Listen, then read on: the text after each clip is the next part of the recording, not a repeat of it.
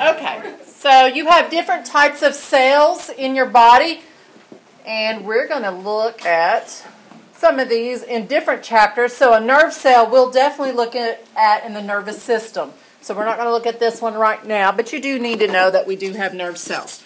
Red blood cells, and back to looking at the cell itself, the way it is formed or how it looks will dictate what it's going to do. So for a nerve cell, we need an impulse to be able to travel from here to here very quickly. So it is very thin and elongated to be able to move those impulses quickly. So that's why it looks the way it looks. And plus it's got to connect or talk to other nerve cells and then transmit down, and then the ends will talk to other nerve cells. Your red blood cell, what's called concave, so they kind of look like little donuts. So the reason for that is so that they can bend. They're flexible. So you may have where the diameter is big enough for several of those red blood cells to go through, or the diameter to where only one of those cells can go through. So it has to bend and squeeze to get through that. That would be like a capillary that would roll through. So like when I give blood or whatever, what is that? And that's why I really bore a low gauge needle, so you have like a 9, I think is what that's a really big needle, so that you won't bust any of those, and you'll get a lot of them at one time. That gauge needle is like a 22, so it's small. And your TB that you did, that is like a 25, 24, 25 is what they use with those. So that's small too. So that's really, really small. Yeah, it's tiny. Because we're not drawing any blood out of that. Wait, so because they let me squish the bag around, my blood, I got to touch it and stuff, so my blood cells were in there. Yeah, and you were squeezing them and moving them. That's really cool. Wait, so what would happen if they busted? Then they're not usable. They have waste products and things that can be released from them. And we'll talk about those later on in the year. Cherish.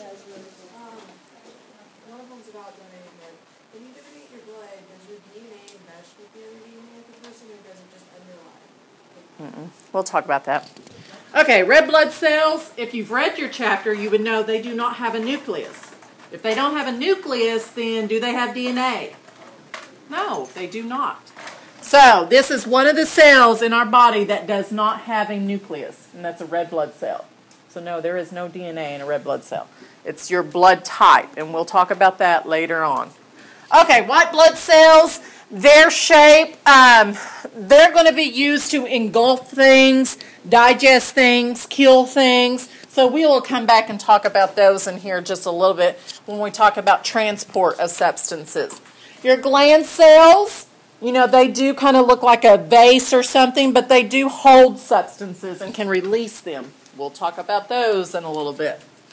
A muscle cell, so we talked about red blood cells do not have a nucleus. A muscle cell has several nucleus. So we've got 1, 2, 3, 4. So they've got a bunch of nuclei, and that's because they do a lot of work. Your muscles have to do a lot of work, just like your liver. Your liver does a lot of work, so it's got a bunch of nuclei, not just one, like the majority of our cells have. Skin has 1 nuclei. So this has a bunch. And it's elongated because it's going to contract and shorten like a muscle does. So that's why it looks the way it does. Is Botox collagen? It is collagen, which is a connective tissue. You'll talk about tissues in the next chapter. Okay, so the video covered this stuff here, the structures of the cell, the things inside the cell. So we're going to break it down and look at each and every one of these things within inside the cell and their function. So the first thing we'll look at is your plasma membrane. So your plasma membrane is that kind of a ring all around this cell, holding it all together. It's kind of cool because it's kind of like what you think of like a water bed. It can move. You touch it and the whole thing will start to move. So we have water all around the cell, and we have water inside our cells, which is called cytoplasm. And that's important because these phospholipids here, the little heads that you see with little tails, your heads, the round balls, are called hydrophilic. Ilic meaning they like water, hydrophilic. I think of ilic like lick, they like to lick water, they love water. Whereas the tails inside here are hydrophobic, they're scared of water, they don't like water. So they automatically flip to where the heads are facing water on the outside and they're facing water on the inside. And the tails turn in and face each other, so they're away from water. Again, all of this is not attached. They all move and flow. So that's what keeps the shape, is because our heads love water and our tails don't, so they automatically turn this way. So since they are not attached, there are little pores all throughout this cell membrane. So there are things that can come in and out of this cell membrane if they're small enough. So water, for one, moves in and out of this membrane, and we'll see that in a minute. There's cholesterol throughout the membrane, so these little red things, you know, they've always told you how bad cholesterol is. Well, there is some cholesterol that is good. Cholesterol makes this cell membrane stiffer and stronger, so it kind of holds it together. So we need it. We've got to have cholesterol, especially for our cell membrane. We call this a phosphobilipid membrane. So bi meaning two. We got two lipids here. Let's see. Proteins. So these things here, these purple things you see throughout, are called proteins. This one here is a channel protein that's going all the way through. So it's allowing things to come in and out of the cell that are bigger than these little pores.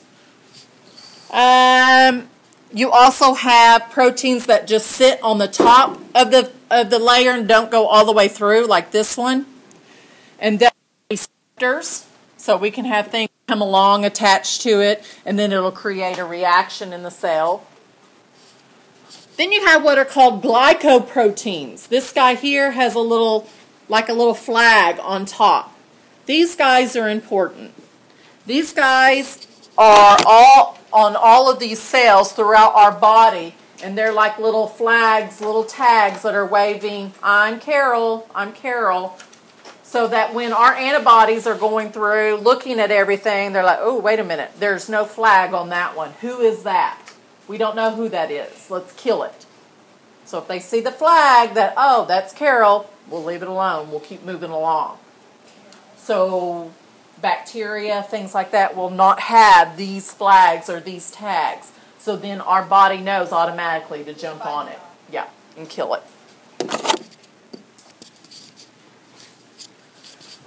The nucleus, so definitely the most important part of the cell. So this here is where we find DNA inside here. So we have the cell membrane. You go into the very center, we have the nucleus, and it has a membrane of its own, and we call that the nuclear envelope. It's got little holes all throughout it. And the reason is there's things that have to go in and out. So there's DNA in here that doesn't leave, but RNA does come out.